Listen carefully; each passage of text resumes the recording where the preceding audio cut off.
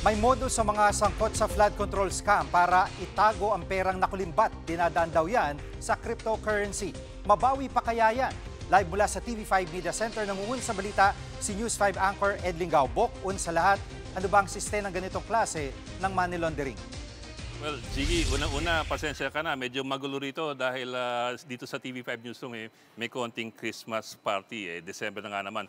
Pero alam mo kasi, kung itong si Santa Claus ay gagamit ng anumang pera kung sakali, malamang sa hindi gagamitin niya po ay inatawag nilang cryptocurrency. Cryptocurrency dahil unang-una wala tong border you can cross borders with the cryptocurrency. At number two, hindi mo in many ways kailangan ng ID or address para makapag-exchange o trade ng cryptocurrency. So it gives you a level of anonymity and security na wala dun sa typical banking. Ngayon, ito ayon po sa Cybercrime Investigation Coordinating Council kay Yusek Aboy Paraiso, mukhang ginagamit na nila ngayon ang cryptocurrency to help in laundering money coming from mga flood control scandal scams. Bakit itong cryptocurrency? Yun nga kasi you don't need the physical banks, you don't need physical money, you just need digital transactions using digital tokens. Kumbaga, wala ka talagang hinahawakan at hindi mo kailangan ng, for example, IDs or addresses na hinihingi sa mga bangko-bangko.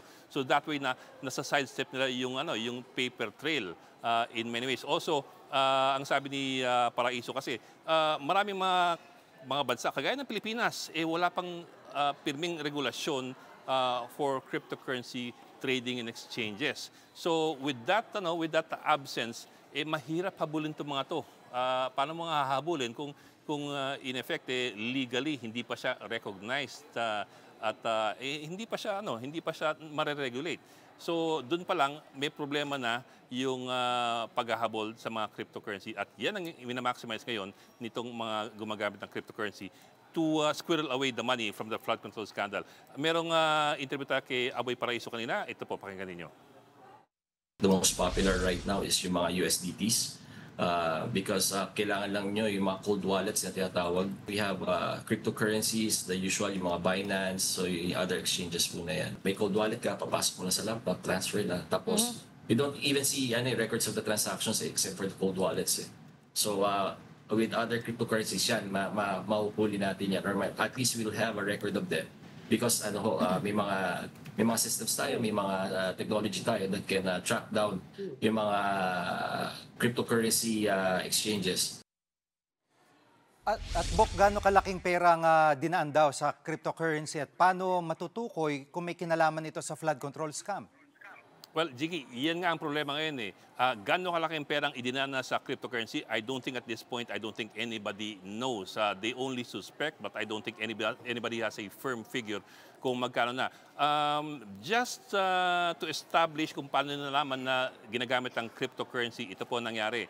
Ayon kay Director Paraiso ng CICC, yung Cybercrime Investigation Unit ng gobyerno, merong ibang bansa na nagmagandang loob at tinimbrehan ng ating AMLAC para sabihin na, uy, merong gumagamit ng cryptocurrency na malaking halaga na mukhang suspicious. So pina-freeze tuloy. At doon nalaman, without any details being given to us, doon nalaman ng AMLAC na yung nagbenta ng cryptocurrency na yan, more or less around 50 million in pesos, ay isang kontratista na involved sa flood control scandal. Sino itong kontratista? Ano yung kanyang mga kaso? And so on down the line. Ayaw pa nilang bigyan ng pangalan, ayaw pa nilang i-identify, ayaw pa ibigay yung circumstances. Kung anong bansa ito, ayaw rin nilang sabihin. At kung paano sistema ginamit, ayaw pa rin nilang sabihin. Of course, dahil the more secure they are with the information, the likelier that they are going to be able to track down the other cases. Pero yun nga napag-alaman na, nahuli na merong isang flood control contractor na sinubok ito. So ang tansya nila, malamang sa hindi, marami pang iba. Jiggy. At yun, Bok, kung maliban kung may maganda loob ng mga bansa na itimbre nga sa AMLAC natin na may movement ng pera na malalaking halaga, ay yung iba, may pag-asa pa kayang mabawi yung mga perang dinaan sa cryptocurrency? Nako, Jiggy, yan ang problema ngayon. Like I said nga kanina, it is largely unregulated sa Pilipinas, and in many other countries, they're still trying to grasp the idea of how to regulate something as ethereal as digital cryptocurrencies. Remember, these are digital tokens that are not recorded in banks or institutions of finances. These are basically parang tokens, digital tokens na pinapasa-pasa nyo sa isa't isa gamit lamang ang blockchain technology. Blockchain meaning isang network lang kayo ng mga computer na walang pakialam ang mga gobyerno, walang pakialam ang mga bangko, at walang ibang pangahawakan kundi ang basically it's the entire internet system.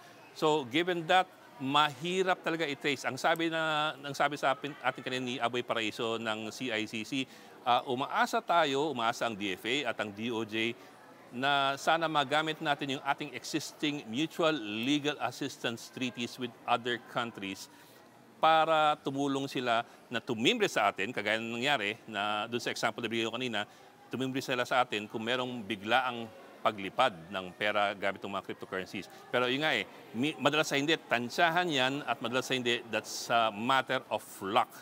So whether they'll be successful or not, that remains to be seen. Pero malaki rin ang posibilidad na meron ng mga na-dissipate na pera gamit ng cryptocurrency exchange system. Jiggy. Salamat, Bok. Ed Lingaw po, live mula sa TV5 Media Center. Mga kapatid, Jig Manikad po, pagdating sa mahalagang balita sa loob at labas ng bansa, dapat una sa lahat, mag-follow at mag-subscribe na sa social media pages ng News 5.